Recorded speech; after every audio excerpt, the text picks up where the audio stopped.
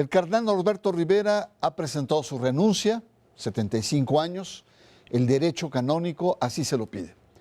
¿Cuál es un balance crítico que podemos hacer de una larga gestión de 22 años?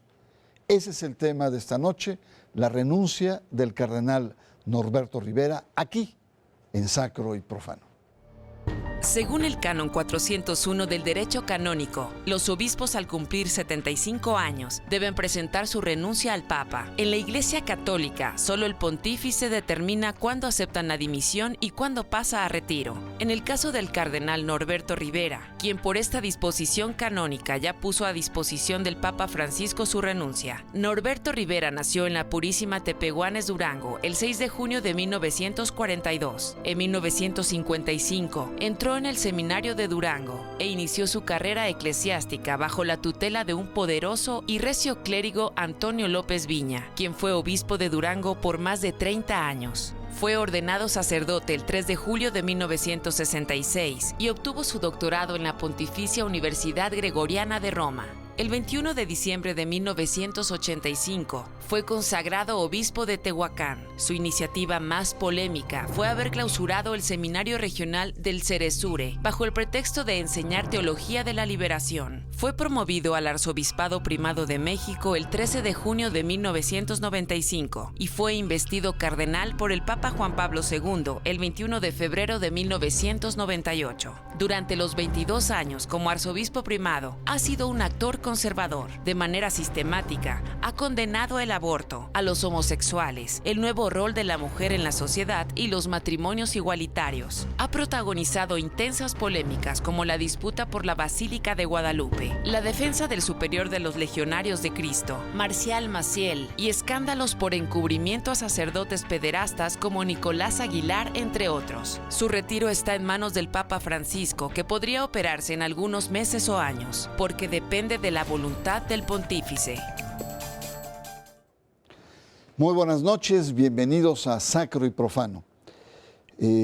Hoy vamos a conversar y vamos a abordar el tema de la renuncia del cardenal Norberto Rivera, que como usted sabe, el 6 de junio presentó por derecho canónico, es una obligación en el Canon 401, que al cumplir 75 años presenta su renuncia, dimisión, jubilación, como usted quiera llamarle, al Papa.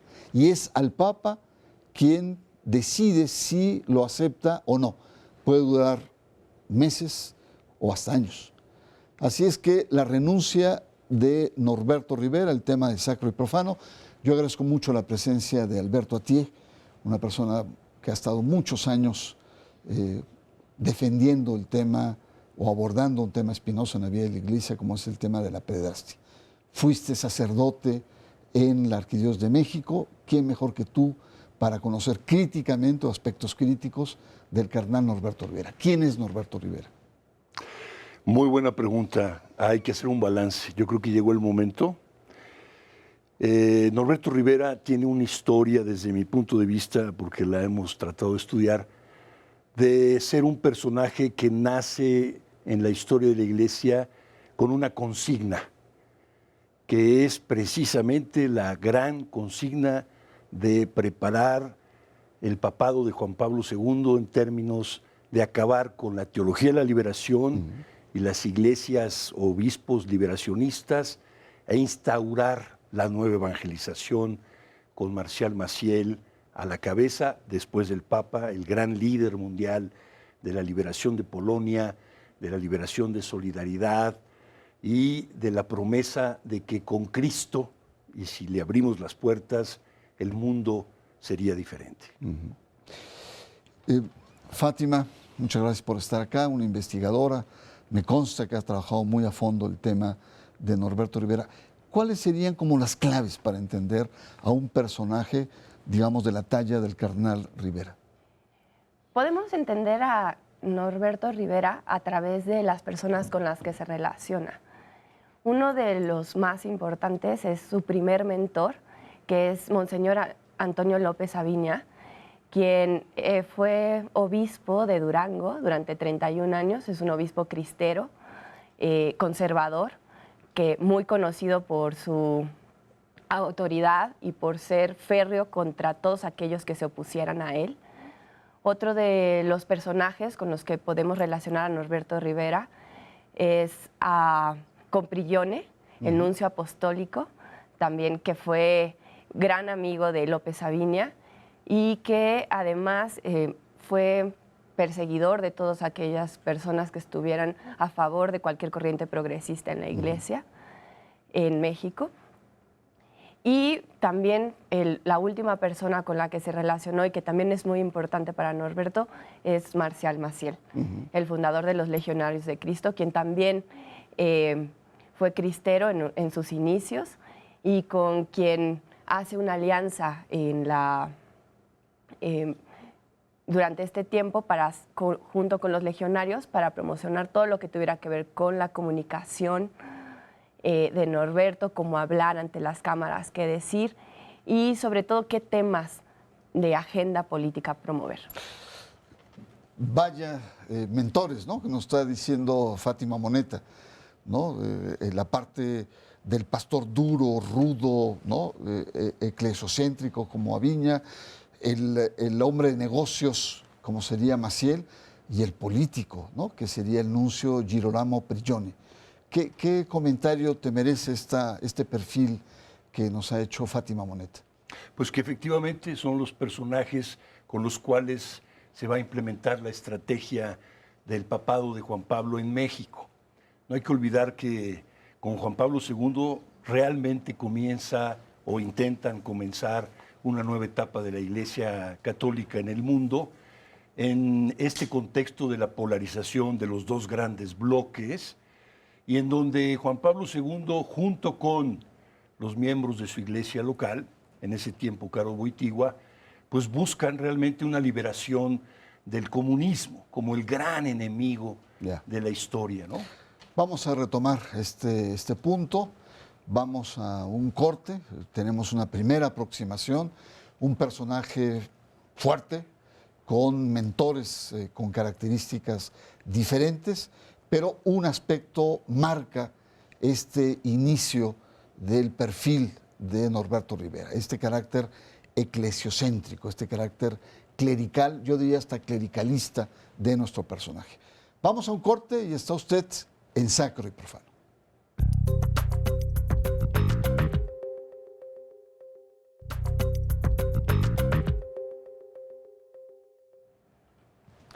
La renuncia de Norberto Rivera es el tema de esta noche en Sacro y Profano y son 22 años, Alberto Atié, al frente de la arquidiócesis. Llega a 75 años, presenta su renuncia inevitable como cualquier miembro de la Iglesia. ¿Con qué sabor te quedas de estos 22 años? ¿Qué balance podemos hacer del cardenal en estos 22 años? Pues mi perspectiva es que se trata de un hombre tremendamente autoritario, siguiendo la línea de su primer mentor, López Saviña, y busca precisamente un protagonismo desde el principio, cuando llega a la arquidiócesis. De hecho, creo que llegó a eso, a imponer una forma de ser obispo. Si recordamos las palabras del Papa Juan Pablo en Puebla, cuando dijo: los obispos, no otros, son los líderes que poseen la verdad, son los líderes que están llamados a construir la unidad y son los líderes que conocen al ser humano y promueven. Los maestros de la verdad. Los maestros. Ahora, ¿el protagonismo es dentro, fuera de la Iglesia? Bueno, es más adentro, pero no hay que olvidar que desde el principio, desde Tehuacán, siempre buscó relaciones políticas y de poder. Estando en Tehuacán y mucho más en la Arquidiócesis de México, un hombre de poder que cree que las relaciones de poder son la clave para llevar a cabo su episcopado. Como su maestro, sí. López Saviña. Fátima, en tus investigaciones, sobre todo en el carácter pastoral, ¿qué tipo de pastor en estos 22 años ha sido Norberto Rivera? Para la Iglesia Católica, los pastores son las personas que guían al rebaño pueblo de Dios y son aquellos quienes caminan junto con el pueblo, ¿no? Entonces, ¿qué tipo de pastor puede ser Norberto Rivera cuando lo hemos visto siempre junto con políticos, de grandes empresarios, en grandes comilonas, y no lo hemos visto con la gente, no lo hemos visto negando los casos de pederastía, lo hemos visto protegiendo a personas que después se supieron que violentaron sexualmente a cientos de niños en México y en otros países. Definitivamente es un pastor que se ve alejado de las necesidades de las personas, de sus fieles, de los que están en la Ciudad de México, que está muy interesado en tener relaciones políticas, le interesa mucho el poder y que está muy preocupado también porque la gente siga ciertos ritos. Es más una pastoral sacramental que una pastoral de parroquia, como la que nos dice Francisco que deberían tener los buenos pastores. Una iglesia, dice Francisco, abierta, de encuentro, incluso de frontera. Y ves a Norberto más hacia adentro, más, y además más un pastor de poder que un pastor de pueblo. Es un pastor de élites. Ajá. Es un pastor que se codea con estas grandes personas y que trata de hacer que esos cambios para implantar la cristiandad, tal cual lo dicen los cristeros, viene desde arriba hacia abajo. Y no es esta iglesia precisamente abierta, cercana a la gente, que escuche las necesidades sobre todo y sus vidas y trate de entender cuáles son los procesos en los que están las personas actualmente. Perfecto. Alberto, tal cual el proyecto de Juan Pablo II, una iglesia heroica, de masas, con certezas, ¿no? Y que marca la vida no solamente de la iglesia, sino la vida de la sociedad. Impone un estilo con los valores de la iglesia a la sociedad. Ni más pintado que Norberto Rivera. Tú acabas de presentar una denuncia por uno de los temas por los cuales se le ha cuestionado durante decenas de años a Norberto Rivera, que es el tema de la pederastia. Cuéntanos de esta denuncia que acabas de presentar hace unas semanas. Comenzaría diciendo precisamente que la pederastia ha acompañado a Norberto Rivera todo su episcopado, incluyendo desde Oaxaca. El caso de Nicolás... Tehuacán, ¿no? Perdón, disculpa, Tehuacán. Tehuacán, sí. El caso de Nicolás Aguilar Ajá. fue el primer caso conocido públicamente, pero yo creo que el tema clave que habría que analizar a fondo es cómo él resuelve el problema o cómo pretende, y la forma de resolverlo es lo que lo hace de alguna forma calificable también para venir a la Arquidiócesis de México, porque el tema de la pederastia no es un problema solo de la iglesia, es de todos los ambientes sociales. El problema es cómo se maneja, y en la iglesia manejarlo bajo secreto, resolverlo negando y bajándole todo el nivel posible y no imputándole ninguna responsabilidad a la institución es calificado como algo excelente. Nosotros, escuchando a Norberto Rivera en diciembre del año pasado, En un desayuno con periodistas. un desayuno con periodistas, él mismo, nadie más, dijo dos cosas importantes. Yo nunca he encubierto a nadie, se me ha acusado, pero tuve 15 casos a los que investigué, envié la información a Roma y el mismo Papa fue quien dictaminó la sentencia de responsabilidad. No sabemos cuáles son.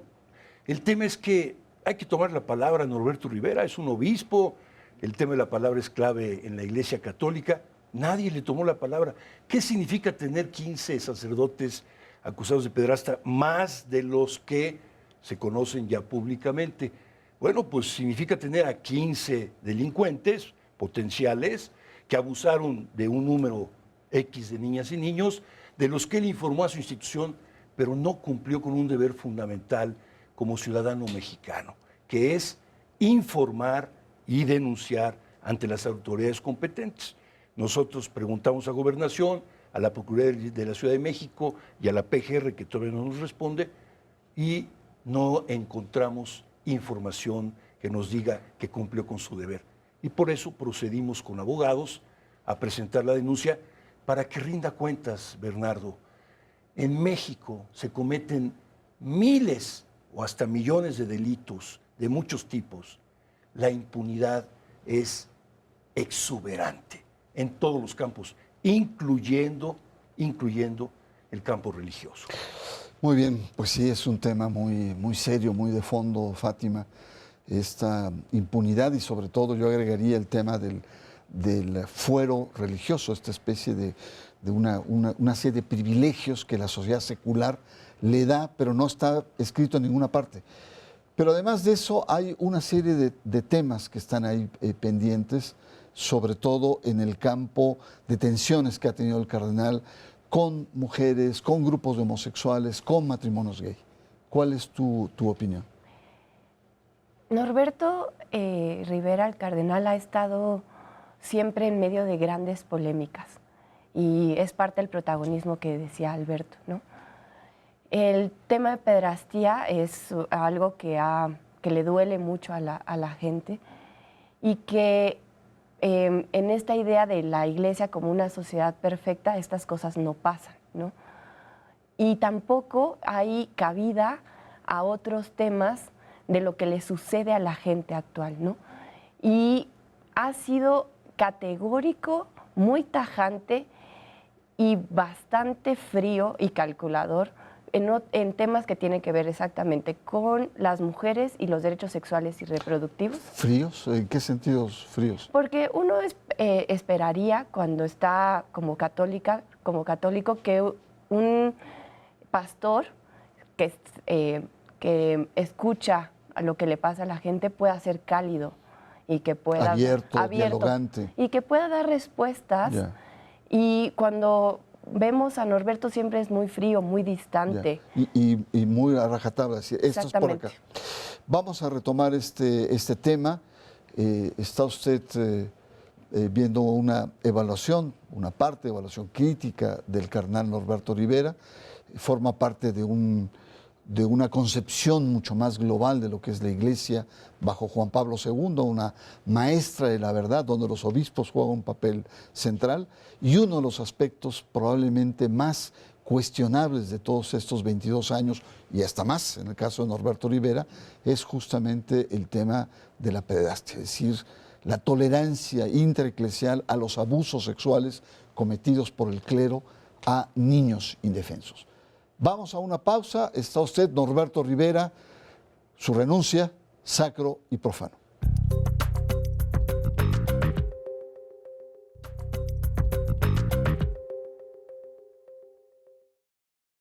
Norberto Rivera, su renuncia, vaya tema, y además requeriría pues, de varios programas, habría muchas aristas de dónde entrar.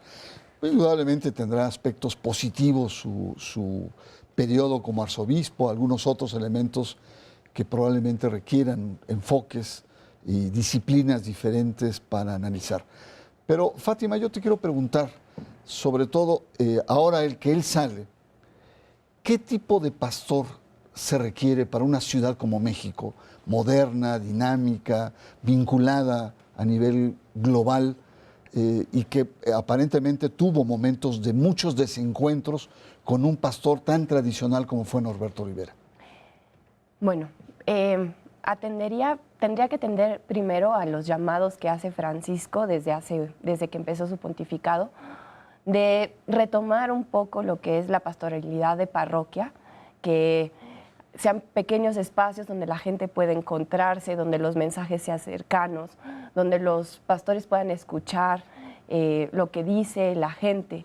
Tendría que ser un pastor que acompañe a las personas en la búsqueda de justicia, de dignidad, que no tenga miedo de enfrentarse a los poderes fácticos que hay ahora en la actualidad, que además sepa moverse en estos nuevos temas, que sea misericordioso, que entienda también que hay otras maneras de vivir la religiosidad católica y que no necesariamente tiene que estar todo encajonado en formas estáticas y rígidas. Y en doctrinas.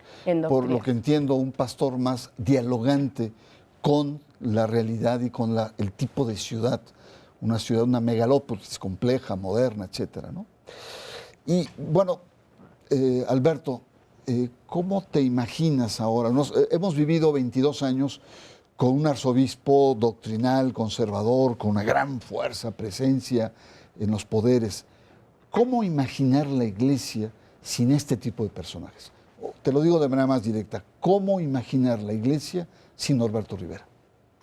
Bueno, primero no hay que echar las campanas al vuelo de que ya se va. No, claro. ¿verdad? Puede durar hasta Puede durar un 4 buen años rato, incluso. ¿no? Sí, Sabemos que fue a negociar a Roma. claro. Y luego su vocero, Hugo Valdemar, dijo que era imprescindible para las elecciones del 18 porque era el único que podría negociar adecuadamente una transición o una, digamos, elección presidencial tranquila, ¿no? Entonces, ya están avisando que por lo menos de aquí al 18 lo necesitamos, digamos. Pero, ¿Qué va a palomear a los candidatos? ¿O bueno, qué? es su expertise. En eso él ha tratado siempre de mantenerse como una persona imprescindible. Él es el que sabe negociar, es el que sabe cómo apuntalar las decisiones. Y lo vemos con el presidente y su esposa Angélica Rivera. Bueno, él ayudó a formar su imagen de presidenciable con la nulidad matrimonial. Claro. Que no hay que olvidar eso. Sí, o sea, sí, hasta sí, dónde él es capaz de negociar y qué es capaz de sacrificar con tal de lograr los equilibrios políticos. Entonces, ¿cómo pensar una iglesia en la Ciudad de México sin Norberto? Bueno, yo diría En 3 palabras, ya se nos sí, acabó el que tiempo. regresar a sus fuentes, la comunidad cristiana. Claro, básico. La comunidad cristiana que no tiene a un gigante poderoso de jefe que decide todo, sino una comunidad que trata de vivir el Evangelio y los valores del Evangelio. Un servidor, una persona Un de servidor servicio. de la comunidad y del pueblo mexicano. Pues llegamos a la última etapa. Siempre me importa mucho escuchar comentarios finales que pueden ser conclusivos. ¿Con qué te quedas de estos 22 años de Norberto Rivera? Fátima, tú como una acuciosa investigadora del cardenal. Para mí, Norberto Rivera tiene que rendir cuentas.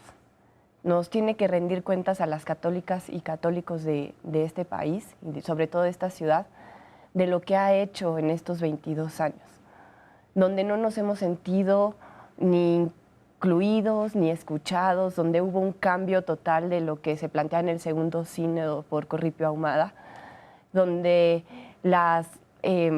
hay cotos de poder dentro de la iglesia, donde hay sacerdotes que mandaron una carta diciendo que Norberto Rivera es muy abusivo, que es autoritario.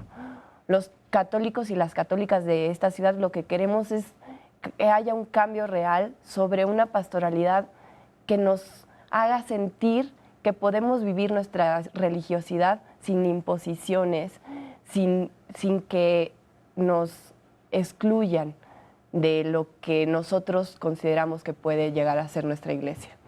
Muy bien, muchas gracias, Fátima, por tu presencia aquí.